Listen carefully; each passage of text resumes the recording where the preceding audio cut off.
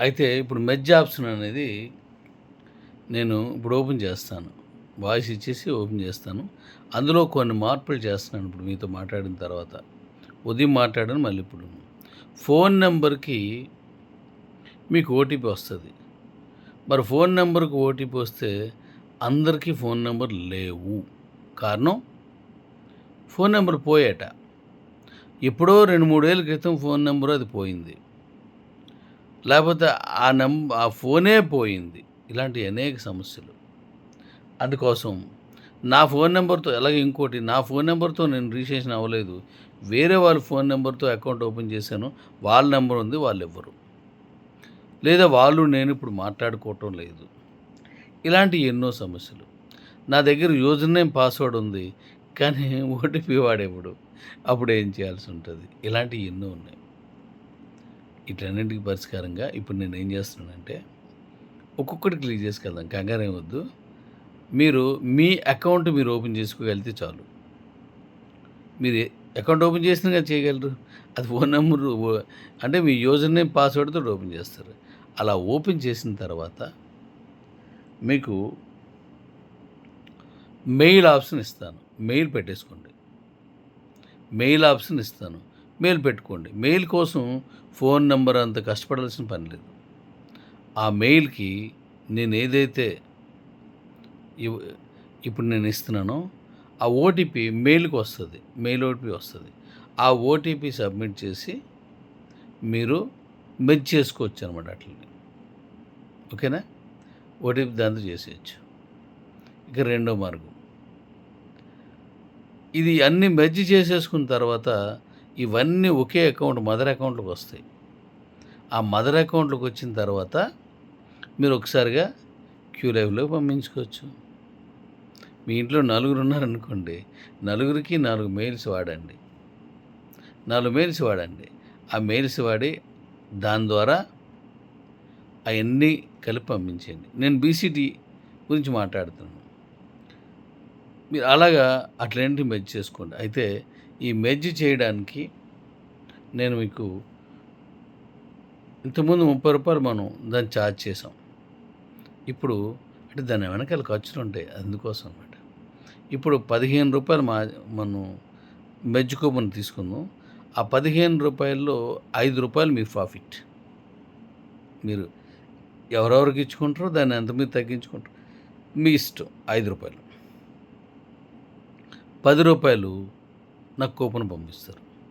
ఈ ఎక్స్‌పెన్స్ అని నేను చూసుకుంటాను. అయితే మీకేమవుతుందో చెప్తాను. ఇది పూర్తిగా వినండి. ఇదే ఇంపార్టెంట్ అనమాట. మీరు మెర్జ్ ఒక అకౌంట్‌లో తీసుకొచ్చి ఇంకొక అకౌంట్ మెర్జ్ చేస్తారు. మెర్జ్ చేసినప్పుడు రూ. 15 కూపన్ యాడ్ చేస్తారు. అలా మీరు ఎన్ని కూపన్స్ యాడ్ చేశారో అకౌంట్‌కి అన్ని రూ. 15 ఐఎస్‌డిటీ మీకు ఇచ్చేస్తాను. అంటే మీ రూ. 15 మీకొచ్చింది. మీరు 10 చేశారు. రూ. 150 ఖర్చు పెట్టారు. ఆ రూ. 150 కూడా మీకు ఐఎస్‌డిటీ వచ్చేస్తది. మీరు 100 చేశారు. రూ. 1500 ఖర్చు పెట్టారు. ఆ రూ. 1500 ఐఎస్‌డిటీ వచ్చేస్తది. ఆ ఐఎస్‌డిటీని పట్టుకెళ్ళి మీరు కాయిన్స్ అమ్ముకోవాలి కదా! ఏ కాయిన్స్? D coins. మరి ఈ ఈ మెర్జ్ చేసినప్పుడు వచ్చిన అందులోకి వచ్చిన డీ కాయిన్స్ అన్నింటికి కూడా అంటే ప్రతి అకౌంట్‌కి మెయిల్ ఉండాల. నేను చెప్పేదది. మెర్జ్ చేసుకునే అకౌంట్‌కి, మెర్జ్ చేస్తున్న అకౌంట్‌కి రెండిట్లికి మెయిల్ ఉండాల. అలా ప్రతి అకౌంట్‌లో ఉన్న మెయిల్ తోటి మనం క్యూలైఫ్ నుంచి ఎక్స్‌చేంజ్‌లోకి పంపించేస్తాం. అంటే ఎక్స్‌చేంజ్‌లోకి వెళ్ళేసరికి ఇక్కడ ఏ మెయిల్ ఉందో అక్కడ ఆ మెయిలే పెట్టండి. అక్కడ ఆ మెయిలే పెట్టండి. ఆ మెయిల్‌లోకి ఇది బ్రిడ్జ్ చేస్తాను అందులోకి వెళ్ళిపోతాయి.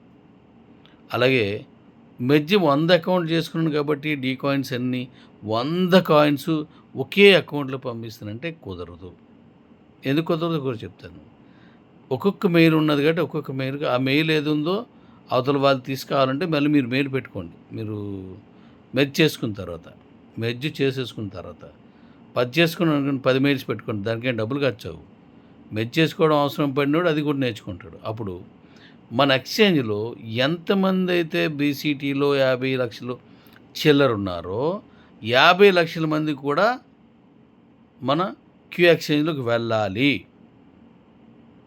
అప్పుడే మనకి అక్కడ క్రౌడ్ కరెక్ట్‌గా వస్తది. అప్పుడే నీ తాలూకు డీ కాయిన్ బలంగా తీసుకెళ్ళడానికి నాకు స్ట్రెంగ్త్ అని వస్తుందన్నమాట. కాబట్టి ఒక మెయిల్, ఒక ఫోన్ నెంబర్ అనుకోని చాలా కష్టం పట్టుకెళ్ళడం. ఏం అవసరం లేదు. అయితే మెయిల్ చేసుకోవడానికి ఏం కావాలి ఎక్స్‌చేంజ్‌లోకి వెళ్ళినప్పటికి మీరు ఇవ్వాల్సింది ఇక్కడేం అవసరం లేదు. మెయిల్ పెట్టేసుకోండి. ఎక్స్‌చేంజ్‌లోకి వెళ్ళేసరికి క్యూ లైఫ్‌లోనే అక్కడ ఏమిస్తాను నేను, ఆధార్ కార్డ్ లేదు, డ్రైవింగ్ లైసెన్స్ లేదు,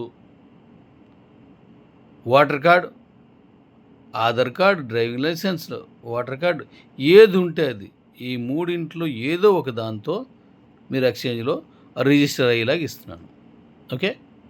ఈ ఇక్కడ ఎన్ని అకౌంట్లు ఉన్నాయో, మరి క్యూ లైఫ్‌లో ఎన్ని అకౌంట్లు ఉన్నాయో, ఆ మొత్తం అకౌంట్లన్నీ క్యూసీసీ ఎక్స్‌చేంజ్‌లోకి వెళ్ళాల. మనం క్యూ ఎక్స్‌చేంజ్‌లోకి వెళ్ళిపోవాలా.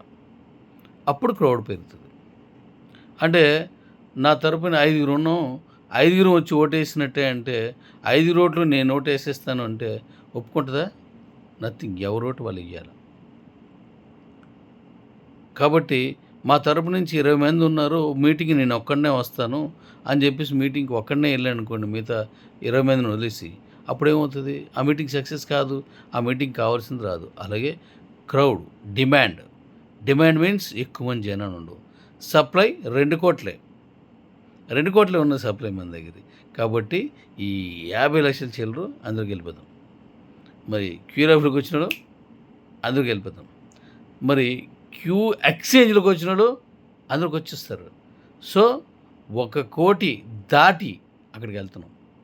ఎంతమంది ఎళ్తారో నేను తర్వాత చెప్తాను. నీ కాయిన్